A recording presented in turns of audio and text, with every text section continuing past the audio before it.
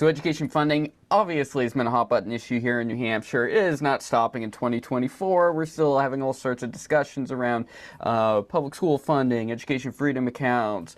Where's the money going? How much of it should be going to what? And New Hampshire has the Children's Scholarship Fund, which is run by Executive Director Kate Baker Demers. She joins me again today to talk about their work recently, what they've been fighting at the State House, and how there's problems with some of the stuff that's being put out there. Welcome back to the show. Thanks for having me, AJ. I'm so happy to be here with you.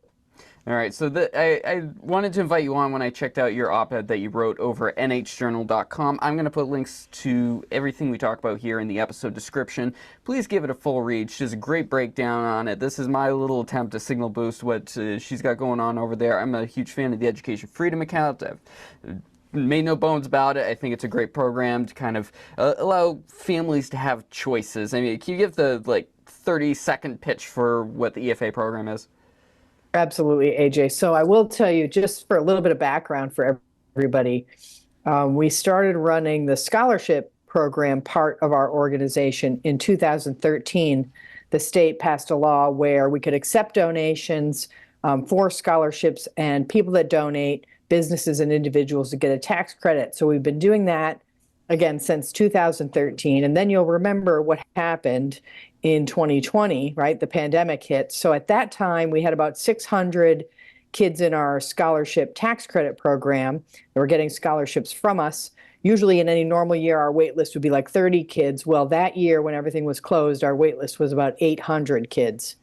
Those families began, reaching out to the legislature, telling them that, they had nowhere to send their kids, right? These were people of, delivery drivers and LNAs working in nursing homes and people in grocery stores who had to go to work, had no school open for their children. So the legislature passed this education freedom account so they could access this small portion of state money that would otherwise go to a public school if they were there, a charter school if they were there. Before, it used to stop there.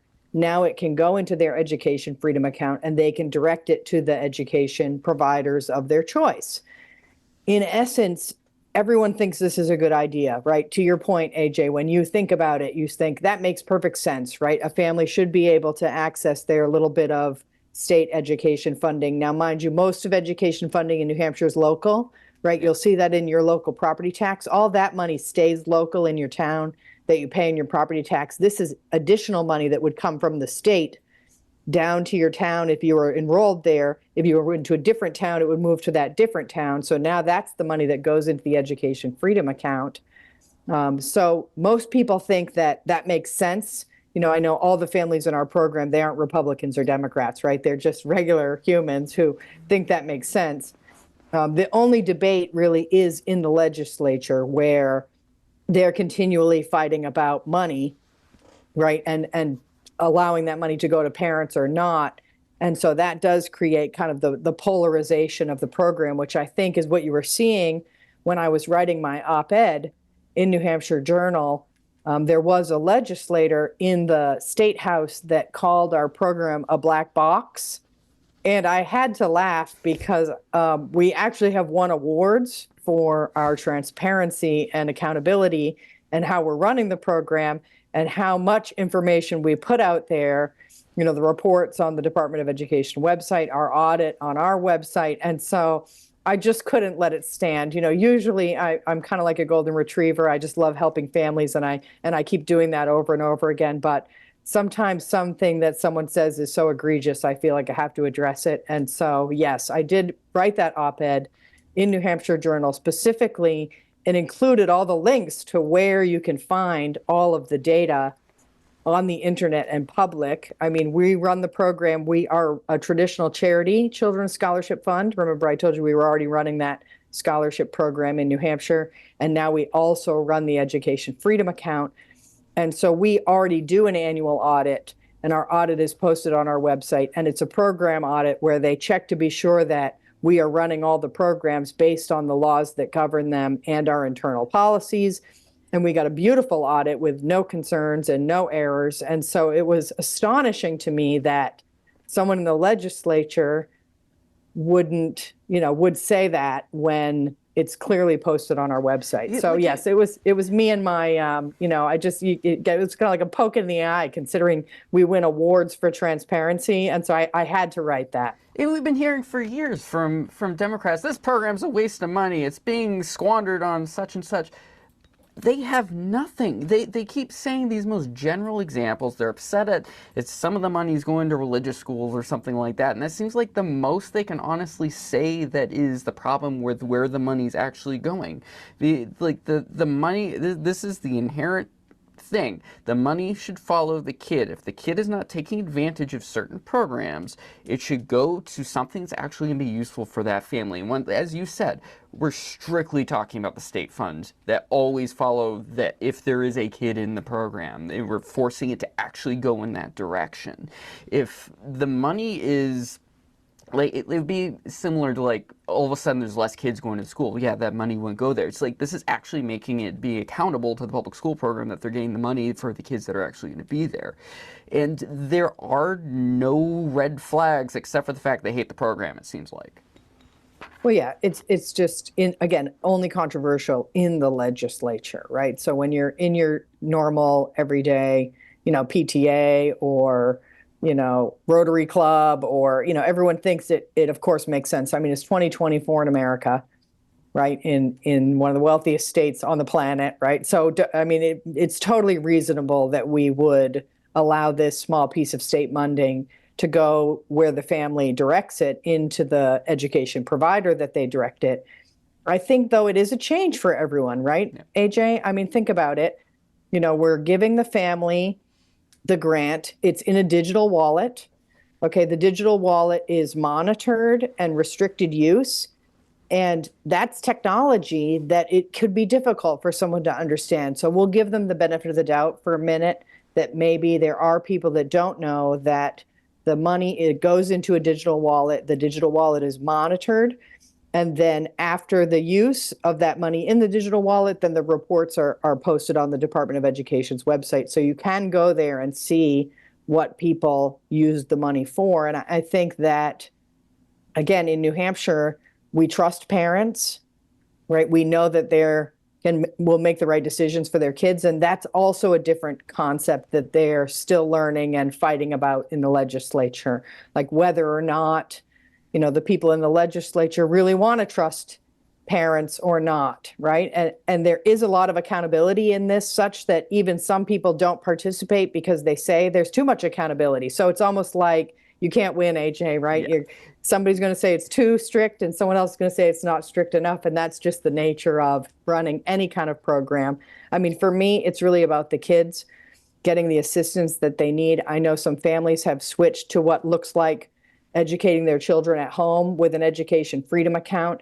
There's been some kids who were vulnerable, like medically vulnerable children who otherwise really couldn't go to a building during the pandemic and now really are nervous in general because of their kids' medical challenges. They don't want their kids to go to a building. They really want them to be at home. And so for a family like that, having the education freedom account is everything to them.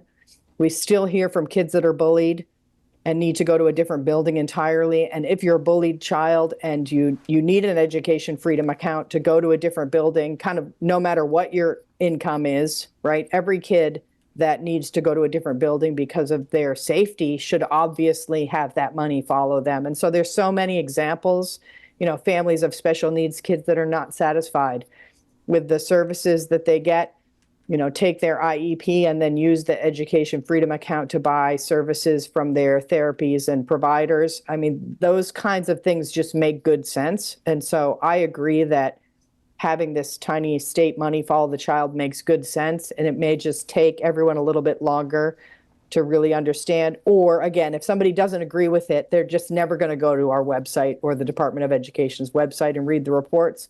And that's okay. I'll just keep waving them around. I'll keep running around the state and being like, here's the data. If you want to look at it. You did a great job with linking to the sources in the article too. Like there's literally the audit report for year ended August 31, 2023, with summarized comparative financial information for year ended August 31st, 2022. So they're able to see that. Well, AJ, we also have a 4-star Charity Navigator rating. So, I mean, this is the stuff you go and look at. So let's just take the education freedom account out of it for a minute. Yeah. I mean, if you're a regular person and you're thinking about donating to a nonprofit, this is the stuff you look for, right? You want to be able to go online and see their 990 so you can see their salaries, you can see the percentage that's going directly to kids versus that they're using for operating expenses, right? And we're running at like 7 or 8% admin. That means 90 or 92 or 93% of the money is going right to kids. That's great. That's what you look for when you want to donate to a nonprofit. And so for us, it's normal to have all of that information on the internet because that's the kind of things that everyone looks for. Yeah. And so then to say it doesn't exist for us was just kind of like, oh, really? I mean, it was too easy, to put the links out there. And another argument from several months ago is it's like we're dumping all this money in Amazon. It's being not accounted for. People are just going on Amazon buying whatever they want. You did it's this. An equivalent is like your Flex account. If you have an FSA at work or something like that, you need to show the receipts for everything. That you're going to get dinged for it and have to pay out of pocket if you mess around with it. It's a very similar situation with this program, and where the hell else do people think they buy anything nowadays? I know. It's just like anything else. Yes. If I need these headphones, like I'm gonna go on Amazon and say, oh, I can get it for $5, and it'll be here the next day. Like it's the same for education resources. And I'll just take one step further and tell you that happens to be so in the digital wallet. There are some integrated stores, and Amazon and Staples and Rainbow Resources where you can buy curriculum, and stores like that are integrated. So that's a closed loop. And so here's an example. When someone's in their digital wallet, AJ, they can shop on Staples and put something into their cart. Then the cart comes to our team to view it, to make sure that everything is allowable and it's, for that kid and whatnot. And then we approve it, and then the transaction happens. And so it's a closed loop for those Amazon purchases. So that's beneficial to the program, because if you're in a closed loop, there's no room for error, right? Remember that it's creating a cart that then my team is looking at to make sure that it's compliant. Again, we're cross-referencing. They put categories in the law, specific things that were allowed. For example, textbooks are allowed, right? And so we would look at your cart and say, oh, AJ, I know you have a child. I don't remember how old your child is, but I'm just going to use them as an example. I'm going to say you have a second grader, okay? So imagine you have a second grader and you buy a second grade vocabulary book and you put it in your cart, but you also, by mistake, AJ, put in a 12th grade physics book, okay? My team will look at it and say, okay, the second grade vocabulary book makes sense, but the 12th grade physics book doesn't. And they would tell you, you got to take the 12th grade physics book out of your cart before they can approve your cart for your kid, because we know your kid's a second grader who needs the vocabulary book. So that's the level of detail that the program is operating with. So again, I had to write the op-ed and share that information, because otherwise, how would anyone know? How would anyone know that the team is looking at your cart and saying this book is allowable because this is at your child's grade level and we know your child's in second grade, versus, oops, the chemistry book isn't allowable because your kid's not in 12th grade and maybe that's in there by mistake. And so that's the level of detail basically that we're running the thing. And so I'm not sure how anyone could call it a black box. Have you received any inquiries from the press regarding this? Like we hear all their comments from the State House posted online, such through various outlets. I don't really see much of people, except for getting a quick quote from you, actually diving into this. No, I think they already know. I think the people who are covering the State House, I think already know this. And so I don't think it was that big of a deal to everyone, because they're there all the time. And I think they already know where they would find the reports on the website. And they, I think, know that what the legislators was saying was just like shock value stuff, because I don't think it really made that big of a splash. I mean, I've brought our audits to the oversight committee before and said, here's the audits and here's where you find the audit information. And so I think it almost is common knowledge that we are running the program well, and all that data and information is available, is what I hope. All right, so I think we've covered this great. I'll put links in the episode description to all this. I mean, what is it you're looking forward to for next steps for continuing this program? Well, what I'll tell you is actually the Education Freedom Account application is open right now, AJ. And so right now it's for families that are 350% of the poverty line or below. If they want to do something different, go to a different school, they should come and apply now. There's two bills in the legislature right now, one that would increase the income limits to 400% of the poverty line, and that one's going to go from the Senate to the House. And another bill that already passed the House, that's already going to the Senate now, and that would increase the income limits to 500% of the poverty line or below. And as you and I discussed, I mean, this is the child's rightful state education funding that would go to a public school or a charter school. When you go there, they don't say, are you, 300% of the poverty line or below, right? The money is the child's rightful money.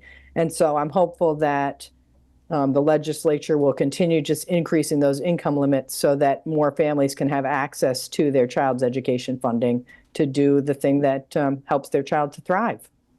nh.scholarshipfund.org. If you want to get the application, you want to learn more about the programs that they are offering over at the New Hampshire Children's Scholarship Fund. Huge supporter of the program here at the New England Take, and I appreciate you taking the time today. Kate Baker Demers, Executive Director over there. Thanks for having me. NewEnglandTake.com posts all the episodes there on demand. You can also check out all the links we talk about on the show over there. Like and subscribe if you're checking us out on YouTube, and we'll talk to you soon.